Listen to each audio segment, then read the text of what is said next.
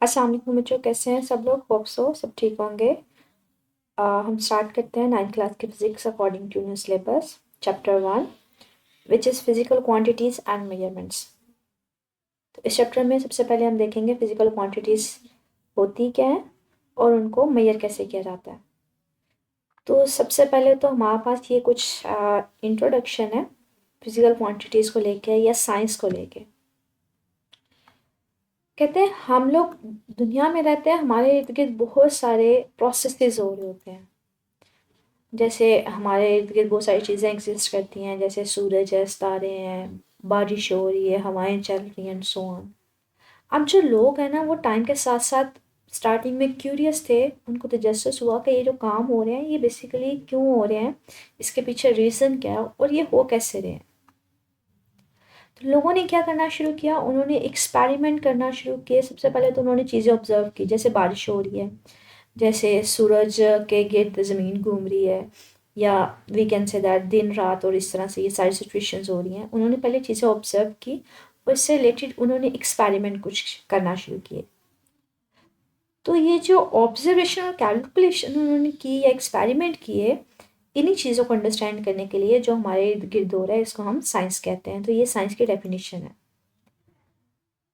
ठीक है, तो आपने इस पैसेज में बेसिकली जो मेन चीज़ करनी है वो साइंस की डेफिनेशन है कि दुनिया को अंडरस्टैंड करने के लिए कि जो हमारे इर्द गिर्द डिफरेंट चीज़ें हो रही हैं, उससे रिलेटेड जो साइंसदान जो ऑब्जर्व करते हैं और उससे रिलेटेड जो एक्सपेरिमेंट करते हैं, उसको साइंस बोल देते हैं। और जो लोग ये काम कर रहे होते हैं ना, जो चीज़ें ऑब्जर्व कर रहे होते हैं और एक्सपेरिमेंट कुछ कर रहे होते हैं, उन लोगों को साइंटिस्ट बोल देते हैं।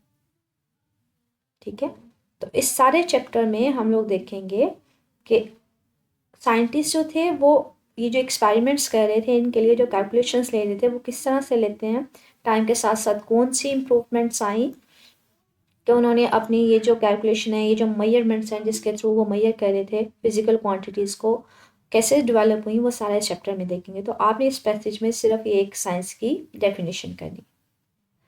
आगे बात ये आती है कि फिजिकल क्वांटिटीज़ होती क्या है। मतलब यहाँ पे एक शॉर्ट सा डिफरेंस है फिजिकल और नॉन फिजिकल क्वांटिटीज़ में। तो मैं इसके एग्जांपल के थ्रू ना इसको थोड़ा सा रिलेट करवा दूँ। कहते हैं हम लोग जिस मतलब रहते हैं दुनिया में, तो हमारे इर्द गिर्द हम डिफरेंट टर्म्स इस्तेमाल करते हैं, डिफरेंट वर्ड्स इस्तेमाल करते हैं। जैसे हम बात करते हैं love, affection, fair, wisdom, beauty, length, volume, anything, something like this.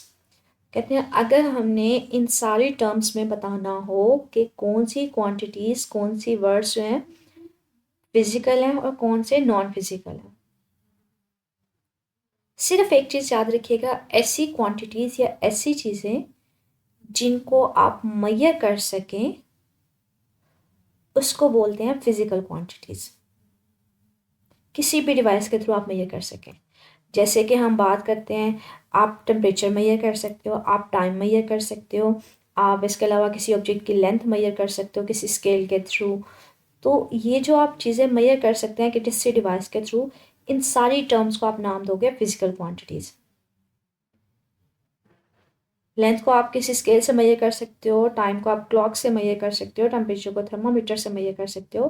तो ऐसी चीज़ें जिनको आप मेजर कर सकें, उन क्वांटिटीज़ को नाम क्या देंगे, फिजिकल क्वांटिटीज़। आपकी जो सारी की सारी फिज़िक्स बेस्ड है, या फिज़िक्स के जो लॉज हैं, वो बेसिकली इन्हीं फिजिकल क्वांटिटीज़ के ऊपर बेस्ड हैं। इन्हीं फिजिकल क्वांटिटीज़ को आप बार बार यूज़ करेंगे पूरी की पूरी फिज़िक्स में, उन्हीं के ऊपर डिफरेंट लॉज बने हुए हैं। अब ये बात आ जाती है कि हमारे पास नॉन फिजिकल क्वांटिटीज़ कौन सी हुई। तो ऐसी क्वांटिटीज़ जिनको आप किसी डिवाइस या इंस्ट्रूमेंट के थ्रू मेजर ना कर सकें, उनको आप नाम देते हो नॉन फिजिकल क्वांटिटीज़। जैसे हम कहते हैं, सिंपल एग्जांपल ली जाती है ब्यूटी की। अच्छा, ये बंदा इतना खूबसूरत है, आप कभी ये तो नहीं कहते ना कि ये पर्सन जो खूबसूरत है, इसकी जो खूबसूरती की वैल्यू है वो 50 है या 60 है, या मेजर तो नहीं कर पाते किसी डिवाइस के थ्रू। या फिर आप कहते हो ये पर्सन है, इसका बिहेवियर बड़ा अच्छा है। ठीक है, आप बिहेवियर के बारे में भी नहीं बता पाते, भाई कितनी वैल्यू कितनी है, उसको मेजर तो नहीं कर पाते किसी डिवाइस के थ्रू। तो कहते हैं आप नॉन फिजिकल जो क्वांटिटीज़ होती हैं, उनको सिर्फ और सिर्फ कंपैरिजन के थ्रू बताया जाता है। ठीक है, किसी दूसरी चीज़ से कंपैरिजन कर दिया जाता है। जैसे दो लोग हैं तो मैं ये बता सकती हूँ अच्छा दोनों में से खूबसूरत कौन है। मैं एग्जैक्टली वैल्यू नहीं बता पाऊंगी कि अगर ये खूबसूरत है तो कितनी वैल्यू है। आप सिर्फ और सिर्फ क्या करते हो, उसको क्वालिटेटिवली कंपैरिजन कंपेयर किया जाता है किसी दूसरी चीज़ों के साथ। प्री डिटर्मिन आपने क्राइटेरिया रखा होता है, अच्छा ये खूबसूरत है, ये काला है तो इससे कम खूबसूरत है। तो नॉन फिजिकल क्वांटिटीज़ याद रखिएगा, ऐसी क्वांटिटीज़ जो मेजर नहीं की जा सकती और फिजिकल क्वांटिटीज़ जो मेजर की जा सकती हैं। उनमें लेंथ मैथ टाइम आ जाएगा फिजिकल में, और नॉन फिजिकल में आप ब्यूटी ले लें, लव ले लें, बिहेवियर ले लें एंड सो ऑन। ठीक है, नेक्स्ट हमारे पास एक छोटा सा डिफरेंस आ जाता है बेस और ड्राइव्ड फिजिकल क्वांटिटीज़। कहते हैं हमारे पास जो फिजिक्स है ना, हमारी जो ये वर्ल्ड है दुनिया है, इसमें हम लोग बहुत सारे ऑब्जेक्ट्स के साथ डेली बेसिस पे इंटरेक्ट करते हैं। मतलब बड़ी सारी चीज़ों के साथ हमारा डेली बेसिस पे इंटरेक्शन होता है, यूज़ हो रही होती हैं, हम देख रहे होते हैं, किसी ना किसी वे में इस्तेमाल कर रहे होते हैं। अब इन सारी चीज़ों को जो मेजर किया जा सकता है, या तो आप उनको मेजर करते हैं फिजिकल क्वांटिटीज़ को लेंथ के मास टाइम टेम्परेचर डिफरेंट फॉर्म में उनको मेजर करते हैं। वो जो आप क्वांटिटीज ऑब्जेक्ट्स ले रहे होते हैं, आप कभी उनकी लेंथ मेजर कर रहे होते हैं, कभी उनकी आप डेप्थ मेजर कर रहे होते हैं, कभी थिकनेस ले रहे होते हैं, अच्छा मोटा कितना है, इसका मास कितना है, वॉल्यूम कितना है, डेंसिटी कितनी है। तो वो सारी चीज़ें आप उनकी मेजर कर रहे होते हो, उनकी फिजिकल क्वांटिटीज़ मेजर कर रहे होते हो। अब एक कोई भी ऑब्जेक्ट है उसकी बहुत सारी चीज़ें आप मेजर कर सकते हो। तो उन सारी चीज़ों को, ये जो लेंथ मास टाइम वॉल्यूम, इनको ना दो क्लासेस में कैटेगराइज कर दिया जाता है, बेस में और डिराइव्ड में। कहते हैं ऐसी क्वांटिटीज इनमें से जो बिल्कुल बेसिक होती हैं, जो उनके बगैर गुजारा कोई नहीं होता, जो इम्पोर्टेंट होती हैं, की रोल प्ले कर रही होती हैं, उनको आप नाम दे देते हो बेस क्वांटिटीज का। ठीक है, तो कुछ होती हैं जो बहुत इंपॉर्टेंट होती हैं, बहुत ज़्यादा कैन से दैट की रोल प्ले कर रही होती हैं, उनको आप कैटेगराइज कर देते हो बेस क्वांटिटीज़ का। इसके अलावा जो सारी की सारी दूसरी क्वांटिटीज़ है ना, उनको बेस क्वांटिटीज़ के सेंस में आप डिफाइन कर सकते हो। इनके अलावा कुछ स्पेसिफाई मैंने कर दिया, अच्छा ये इंपॉर्टेंट है, इनके बगैर गुजारा कोई नहीं है, तो मैंने उनको बेस क्वांटिटीज़ बोल दिया। बाकी ऐसी क्वांटिटीज़ जिनको आप बेस क्वांटिटीज़ की फॉर्म में एक्सप्लेन कर सको, उसको आप नाम दोगे डिराइव्ड क्वांटिटीज़ का। जैसे मैं आपको इसकी एग्जांपल देती हूँ, कहते हैं जो स्पीड है ना, ये डिराइव्ड है। क्यों डिराइव्ड है बच्चे? आपको स्पीड कब पता चलेगी? जब आपको पता होगा कोई गाड़ी है वो कितना डिस्टेंस ले रही है और कितने टाइम में ले रही है। ठीक है, तो मतलब आपको स्पीड को बताने के लिए क्या क्या चीज़ें बतानी पड़ेंगी? आपको डिस्टेंस भी बताना पड़ेगा, आपको टाइम भी बताना पड़ेगा। तो इसलिए स्पीड को बताने के लिए मुझे दूसरी चीज़ें चाहिए, मुझे डिस्टेंस भी चाहिए, टाइम भी चाहिए। तो ऐसी चीज़ें जो दूसरी क्वांटिटीज़ की फॉर्म में एक्सप्लेन की जाएं, उनको आप बोलते हो डिराइव्ड। और जो बिल्कुल बेसिक्स होती हैं वो कौन सी होती हैं? बेस। अब ये कहते हैं कि आप फिजिकल क्वांटिटीज़ को मेजर कैसे करते हो। कहते हैं फिजिकल क्वांटिटीज़ को मेजर किया जाता है किसी भी स्टैंडर्ड वैल्यू के साथ कंपेयर करवा के। मेरे पास ऑलरेडी एक स्टैंडर्ड वैल्यू होती है, उसके साथ आप कंपैरिजन करते हो और मेजर कर लेते हो। जैसे इसके एग्जांपल मैं देती हूँ। कहते हैं शुरू के दिनों में ना, जब दुनिया वजूद में आई थी, तो हमारे पास एज सच लेंथ को मेजर करने के लिए कोई शुरू में तो स्केल नहीं थे ना, स्केल तो बाद में बने। तो लोगों ने मेजर करनी होती थी ना लेंथ, वो क्या करते थे, अपने हाथ और पाँव का इस्तेमाल करते थे। या तो अपने हाथों के जरिए मेजर कर लेते थे, अच्छा मेरी इतनी गिट्ठे हैं या इतने में मेरे फुट हैं, तो लेंथ 10 फुट के इक्वल है, एंड सो ऑन, इस तरह से।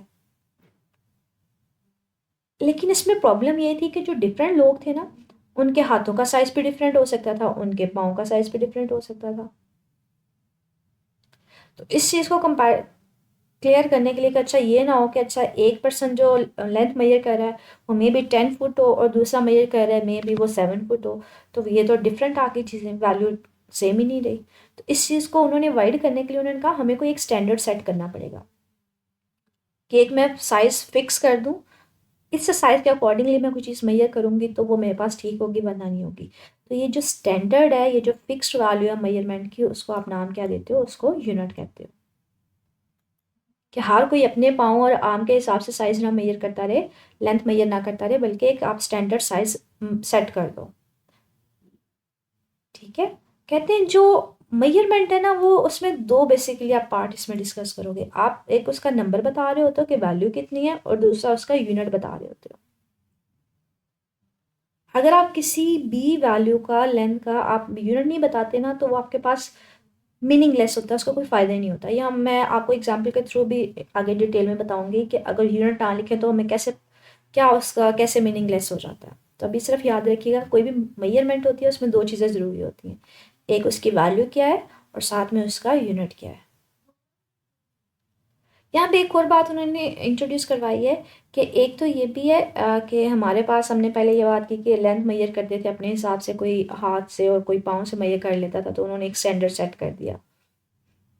और फिर उन्होंने कहा कि हम एक जो स्टैंडर्ड है उसी को यूनिट का नाम दे दिया। अब क्या हुआ कि हर कंट्री ने ना अपना अपना यूनिट एक सेट कर लिया। जैसे मैथ्स है, कोई उसको ग्राम में मेजर कर रहा था, कोई उसको केजी में मेजर कर रहा था। डिस्टेंस है, कोई उसको सेंटीमीटर में मेजर कर रहा था, कोई उसको मीटर में मेजर कर रहा था। तो हर किसी का अपना यूनिट्स ऑफ मेजरमेंट हो गया, हर किसी ने अपने यूनिट्स बना लिए। तो लोगों को ये प्रॉब्लम आई कि जब एक मुल्क के एक्सपेरिमेंट को या साइंटिफिक इंफॉर्मेशन को दूसरे मुल्क के इस्तेमाल करने लगे, उनके तो सिस्टम ऑफ यूनिट्स भी डिफरेंट थे। मतलब एक मुल्क जो है वो लेंथ मेजर कर रहा था मीटर्स में और दूसरा मेजर कर रहा था सेंटीमीटर में। तो इसमें भी ये प्रॉब्लम आई कि वो तो डाटा यूज़ ही नहीं हो सकता था। तो उन्होंने कहा नहीं भाई, हमने जो यूनिट्स डिफाइन करनी है अब उनको भी एक स्टैंडर्ड लेके आओ, एक सिस्टम ऑफ यूनिट्स है उसको भी फिक्स करो।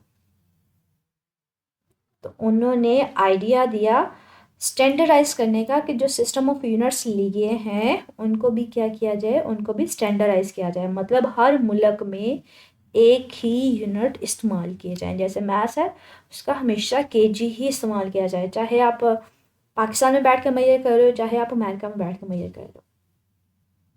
तो इस तरह से जब लोग एक मुल्क का डाटा या दूसरे मुल्क में इस्तेमाल करेंगे, चाहे वो साइंटिफिक इंफॉर्मेशन है, चाहे वो बिजनेस करेंगे, चाहे वो जो मर्जी ट्रेडिंग वगैरह करें, तो कोई डिफरेंस नहीं आएगा। तो ये हमने कुछ देखा। आज के टॉपिक से रिलेटेड बच्चे कुछ प्रॉब्लम हो, कुछ पूछना हो तो वो मेरे से पूछ सकते हैं। ओके, अल्लाह हाफिज़।